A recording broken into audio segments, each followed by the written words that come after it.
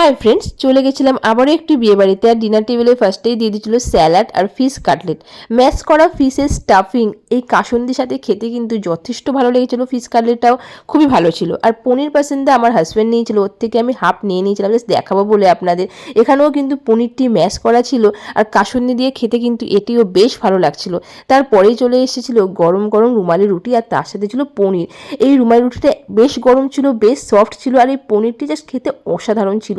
সত্যি পনিরটি আমার এতটাই ভালো লেগেছে, আমি দুবার নিয়েছিলাম। আর পনিরটির সাথে এই রুমালি রুটিটি খুব ভালো যাচ্ছিলো এই কম্বিনেশানটি। আপনাদের কার কার ভালো লাগে এই কম্বিনেশানটি অবশ্যই কমেন্ট করবেন। তার পরেই চলে এসেছিলো ফুলকপি রোস্ট। এটি আমার বেশি মিষ্টি লেগেছে, কিন্তু তার সত্ত্বে এটি খেতে ওভারঅল ভালো ছিল। তারপরেই চলে এসেছিলো মহারানী পোলাও আর তার সাথে ছিল চিলি চিকেন।